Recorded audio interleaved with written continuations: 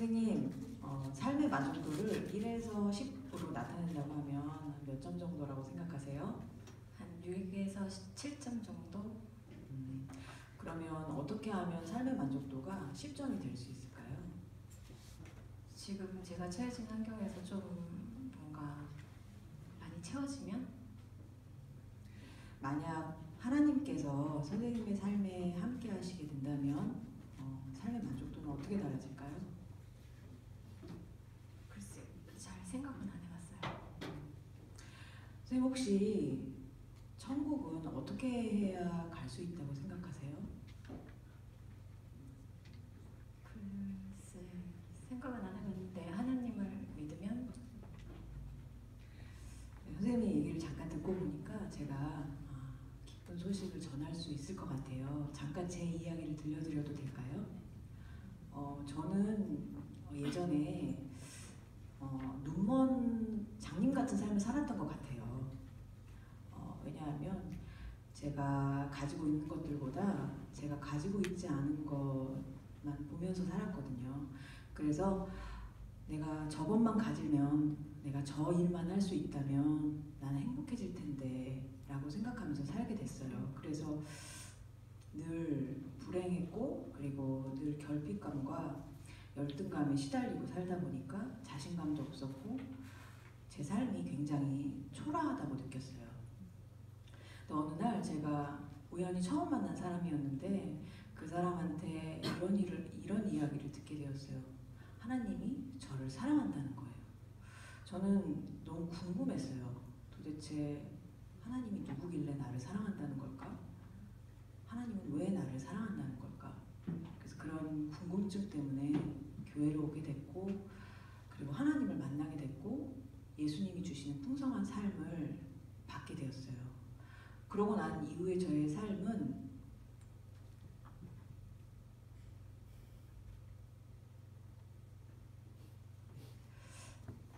그동안 볼 수 없는 것을 보게 된 것 같은 삶이 되었어요. 그래서 예수님이 이미 저에게 주신 것, 그리고 지금 주고 계신 것, 앞으로 주실 예정인 것들을 볼 수 있게 되면서 하나님이 주시는 이 풍성한 삶을 살 수 있게 되었습니다. 그래서 저의 삶은 더 이상 초라한 삶이 아니라 풍성한 삶으로 변화되었습니다. 이 풍성한 삶은 예수님이 우리에게 주시기 원하시는 거예요. 그리고 이것은 지금부터 영원까지 계속되는 삶입니다. 성경에 보면 도둑이 오는 것은 죽이고 도둑질하고 죽이고 멸망시키려는 것뿐이요 내가 온 것은 양으로 생명을 얻게 하고 풍성히 얻게 하려 함이라 라고 말씀하고 계시거든요. 그렇다면 왜 우리는 풍성한 삶을 살지 못하는 걸까요? 갖고 싶은 게 많아서 그럴 것 같아요. 선생님 옆집에 한 이웃이 이사를 왔다고 한번 생각을 해볼게요. 선생님은 친절하신 분이시니까요. 아마 먼저 찾아가서 인사를 하실 것 같아요. 맛있는 음식도 준비하실 것 같고 친해지시기 위해서 노력을 하실 텐데 이상하게도 그 이웃이 선생님을 무시하는 거예요. 선생님은 너그러운 마음으로 다시 찾아가셨는데도 여전히 그 이웃은 선생님을 무시하고 그렇게 3년을 서로 모르는 척하며 선생님은 무시를 당하면서 살게 되세요. 그리고 어느 날 선생님께서 그토록 갖고 싶으셨던 페라리를 구입하게 되셨네요. 그리고 그 차를 몰고 집에 오셨는데 한 10분 정도 지났는데 초인종이 울렸어요. 선생님이 나가보시니까 그 이웃이 서 있네요. 그리고 그 이웃이 선생님께 이렇게 말을 하는 거예요. 저 밖에 있는 페라리 저 좀 빌려주시겠어요? 선생님 어떻게 하시겠어요? 안 된다고 하겠죠. 네, 당연하죠. 아무래도 선생님을 무시해왔고 3년 동안이나 선생님과의 관계가 깨어졌기 때문에 그런 말을 듣는 것은 당연합니다. 이처럼 하나님을 무시하면 하나님과의 관계도 깨어지게 됩니다. 우리는 태도와 행동으로 하나님을 무시해요. 그리고 하나님을 무시하는 것을 성경에서는 죄라고 말합니다. 성경에 보면 모든 사람이 죄를 범하였음에 하나님의 영광에 이르지 못하더니 라고 말씀하고 계시거든요. 그렇다면 선생님께서는 우리가 태도와 행동으로 하나님을 무시하는 것에 대해서 하나님께서 어떻게 반응하실 거라고 생각하세요? 기분이 나쁘실 것 같아요. 기분이 나쁘시겠죠. 러시아에 한 장군이 있었어요.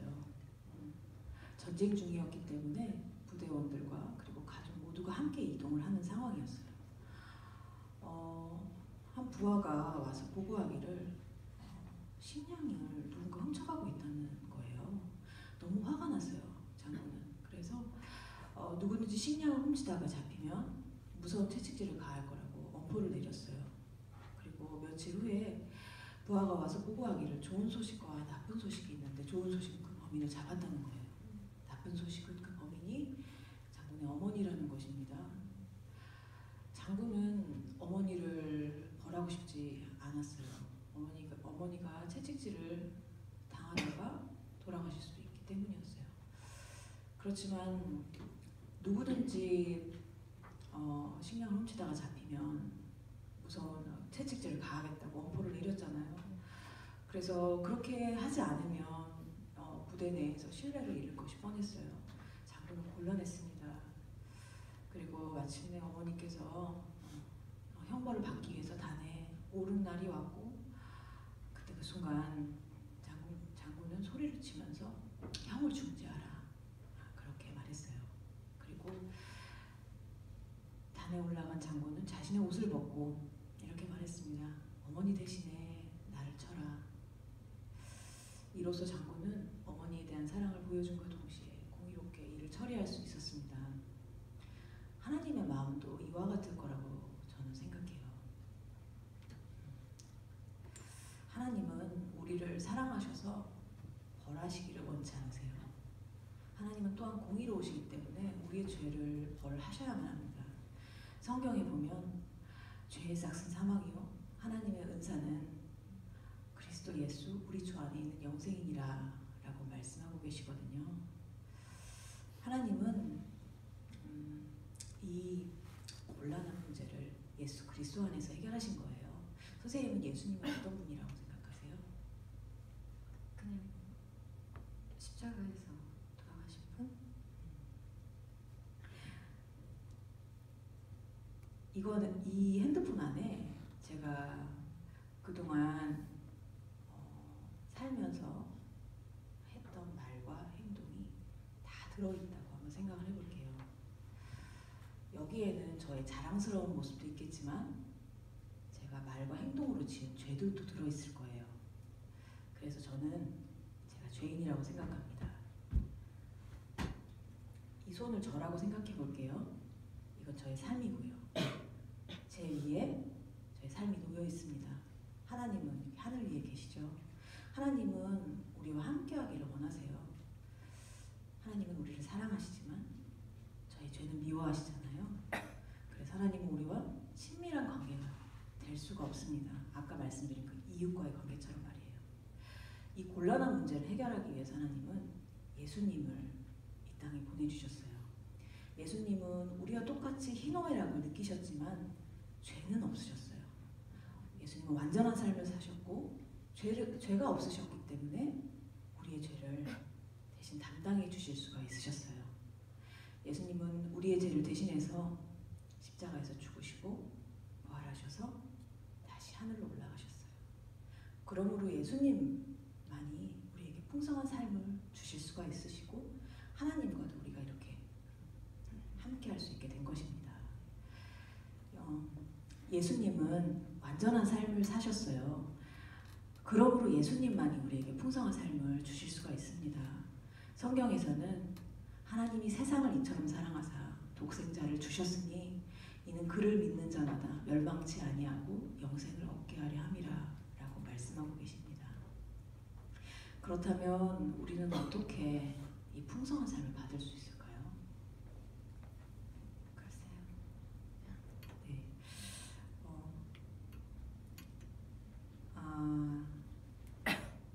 제가 오늘 아침 버스를 타고 오는데 너무 마음이 어려웠어요. 기사님이 운전을 너무 험하게 하셨거든요. 그래서 사고가 날 뻔한 적이 여러 번이었는데 그래서 많이 많이 어려웠던 일이 있었는데 제가 이제 마지막 예화를 말씀드릴게요. 선생님께서 낚시를 하러 혼자 바다로 나갔다고 생각을 해볼게요. 한참 낚시를 하고 계시는데 폭풍우가 밀려오면서 거친 파도가 밀어치면서 선생님 배를 덮친 거예요. 그래서 선생님 배가 산산조각이 나면서 선생님 혼자 바다에 빠지게 되셨어요. 간신히 나무 조각 하나를 붙들고 버티고 계셨고요.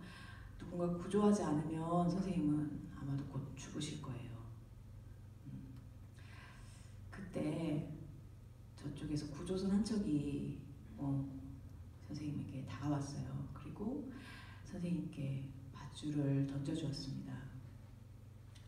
선생님을 구하러 오신 분이, 그리고 그 밧줄을 던진 분이 바로 예수님이세요. 예수님은 우리의 죄를 대신해서 십자가에서 죽으시고 부활하시고 그리고 선생님을 구하 다시 오신 거세요. 이 밧줄을 붙잡는 것을 우리는 믿음이라고 말합니다. 선생님, 이제 선생님이 붙들고 계시는 그 나무 조각을 놓으시고 이 밧줄을 붙잡고 예수님이 타고 계신 구조선에 올라타셔서 선생님의 생명을 구하시겠어요? 아니면 계속해서 그 나무 조각을 붙들고 아슬아슬하게 버티고 계시겠어요? 밧줄을 잡아 구조선에 올라타야죠. 네.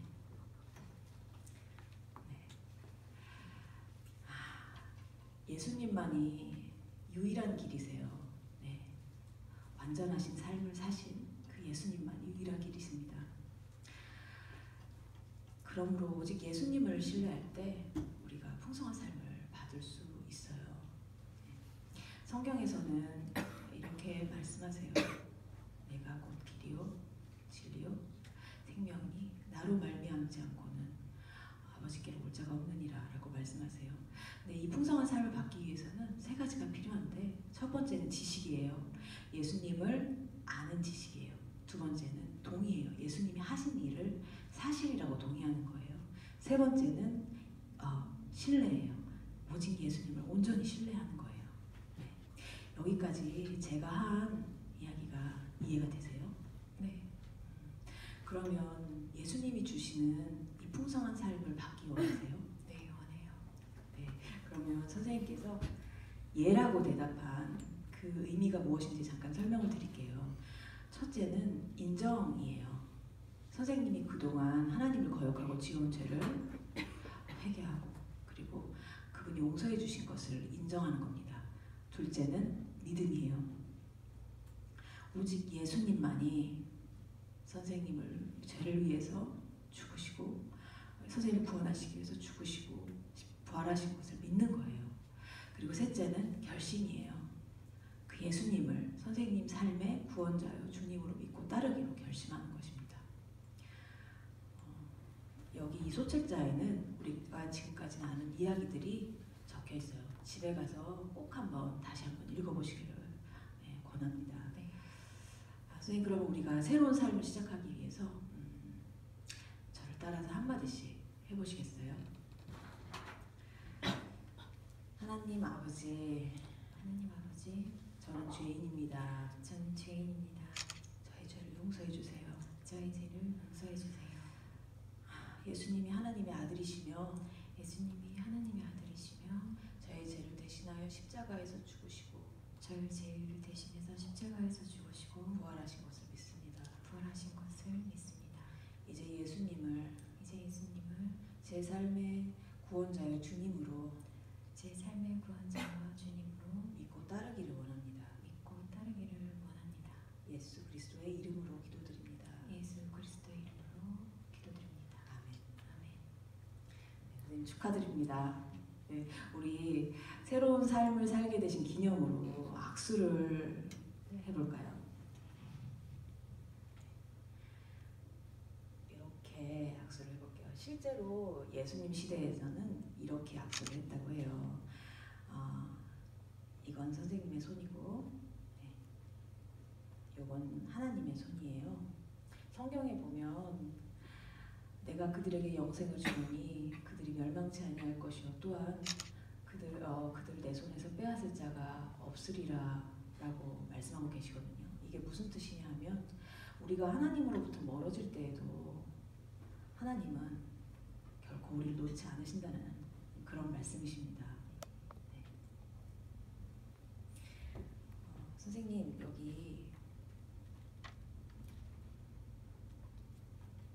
여기를 한번 읽어봐 주시겠어요? 진실로 진실로 너희에게 이르노니 믿는 자는 영생을 가졌나니. 네, 이 너희와 이 자자에 선생님의 이름을 넣어서 다시 한번 읽어주시겠어요? 진실로 진실로 복용에게 이르노니 믿는 복용에게는 영생을 가졌나니. 네, 아멘. 네, 말씀으로 이렇게 약속을 해주고 계세요.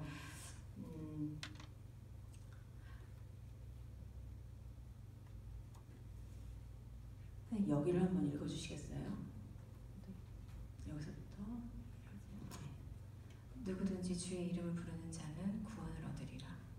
하나님 아버지, 저는 죄인입니다. 지금까지 주님을 따르지 않고 살아온 잘못을 인정합니다. 저의 죄를 회개하오니 용서해 주세요. 저에게 새 생명을 주시기 위해 예수님께서 저의 죄를 대신하여 십자가에서 죽으시고 다시 사신 것을 믿습니다. 이제부터 예수님을 나의 구원자와 주님으로 믿고 따르기로 결심합니다. 주님께서 주시는 지금부터 영원한 삶의 선물을 받기 원합니다. 성령님을 의지하여 주님을 위해 살아갈 수 있도록 도와주세요. 예수님의 이름으로 기도합니다. 아멘. 네. 예수님께서 말씀하신 대로 풍성한 삶을 받은 것을 믿고 우리가 서명하겠습니다. 저도 증인으로 서명하겠습니다.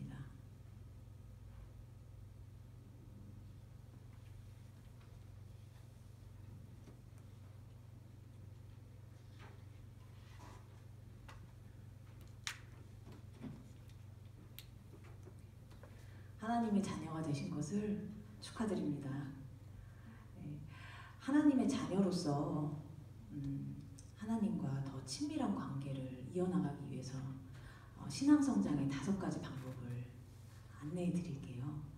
첫째는 성경입니다. 네, 여기를 한번 읽어주시겠어요?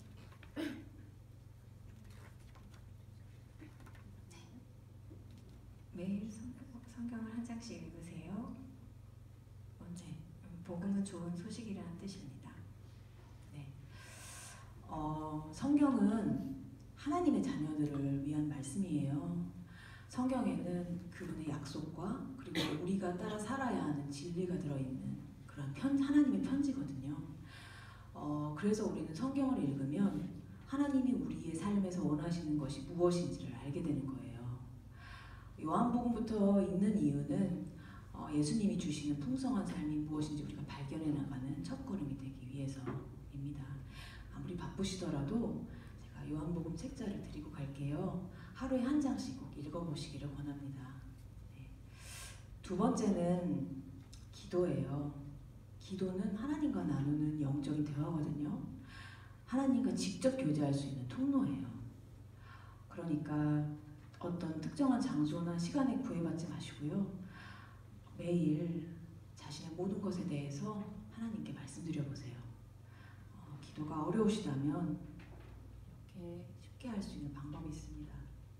하나님 아버지, 감사합니다. 용서해 주세요. 도와주세요. 예수 그리스도의 이름으로 기도합니다. 네, 이와 같은 흐름으로 기도하시면 좋겠습니다. 세 번째는 예배입니다. 예배는 하나님만을 위한 것입니다. 우리가 하는 모든 것이 사실 예배의 일부예요.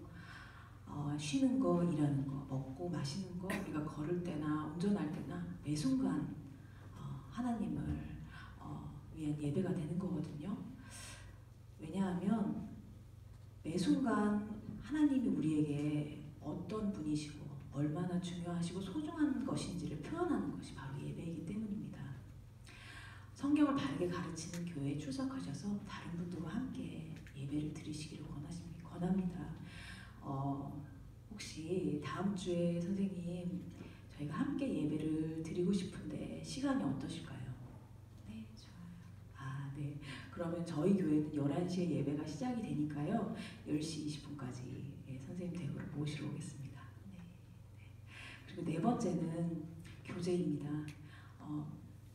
교제는 예수님을 믿고 따르기로 결심한 사람들이 모여서 함께 성경 공부를 하거나 우리의 문제나 어려움들 그리고 기쁨들을 서로 나누고 격려하는 시간을 갖는 것입니다.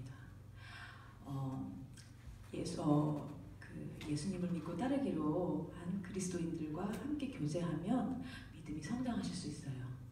이렇게 교제를 통해서 성장하기를 원하시면 가까운 교회의 성경 공부에 참석하시기를 원하고요. 저희 교회에서는 처음 오시는 분들을 위해서 새신자 모임을 운영하고 있는데 혹시 원하시면 참석하시겠어요? 네, 알겠습니다. 그리고 마지막으로 전도입니다.